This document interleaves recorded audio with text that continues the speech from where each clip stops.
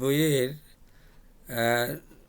বিশেষ করে ষষ্ঠ থেকে অষ্টম শ্রেণী পর্যন্ত যে অধ্যায় হলো 8, এর নাম হলো তথ্য উপাত্ত।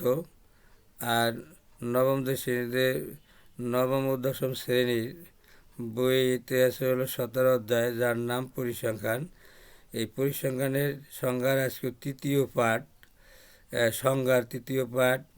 আজকে আমি গণসংখ্যা, তারপর চলক এবং অভিসন্ন চলক, এই তিনটির উদাহরণ সহ সংজ্ঞা দিতে চেষ্টা করব।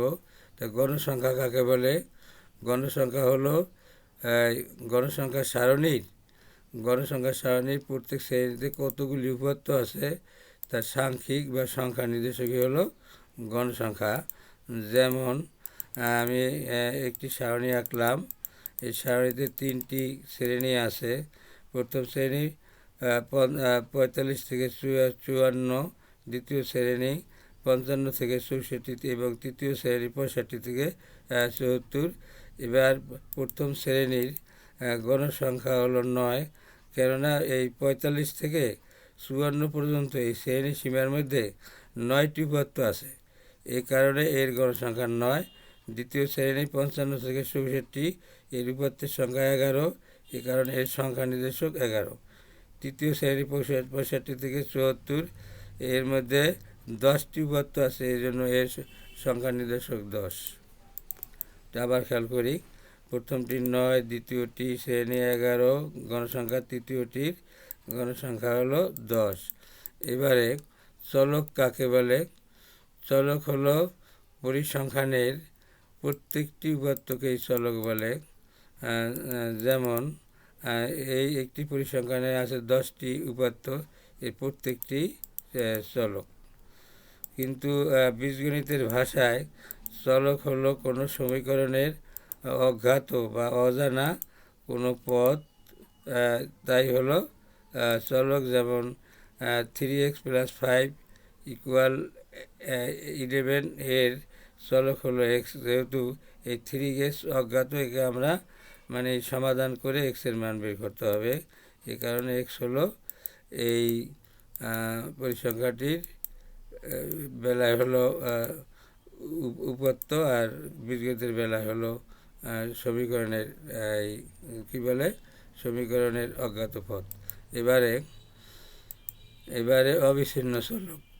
অবিচ্ছিন্ন চলক হলো যে কোনো সারণীর পাশাপাশি দুইটি শ্রেণীর প্রথমটির উচ্চ সীমা দ্বিতীয়টির নিম্ন সীমা যদি একই বা সমান হয়, তখন তাকে অবিচ্ছিন্ন চলক বলে।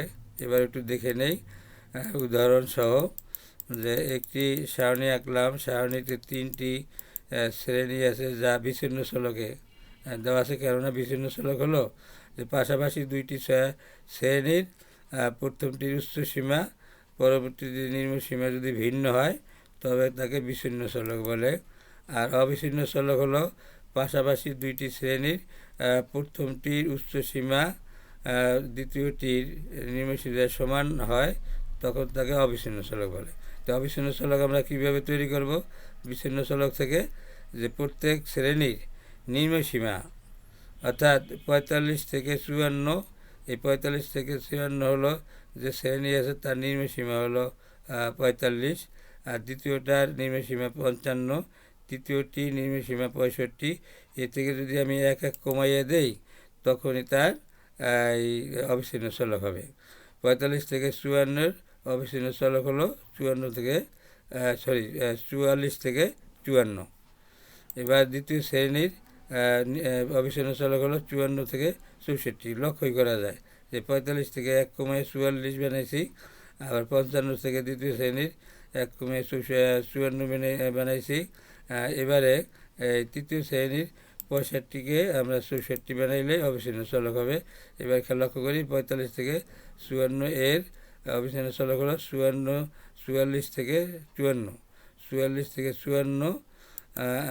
কেননা এই যে দ্বিতীয় শ্রেণীর যে অবিচ্ছিন্ন চলক, প্রথম শ্রেণীর উচ্চ সীমা হলো অবিচ্ছিন্ন চলকের 54, আর দ্বিতীয় শ্রেণীর নিম্ন সীমা 54, এই পাশাপাশি দুইটি শ্রেণীর যে এই প্রথমটির উচ্চ সীমা দ্বিতীয়টির নিম্ন সীমা যদি সমান হয় তখন তাকে অপশনাল চলক বলে। এবার দ্বিতীয় তৃতীয়টা লক্ষ্য করি। দ্বিতীয় শ্রেণীর উচ্চ সীমা 64 এবং তৃতীয় শ্রেণীর নিম্ন সীমা 64। কাজেই নির্দ্বিধায় একটি অবিচ্ছিন্ন চলক। ধন্যবাদ সবাইকে।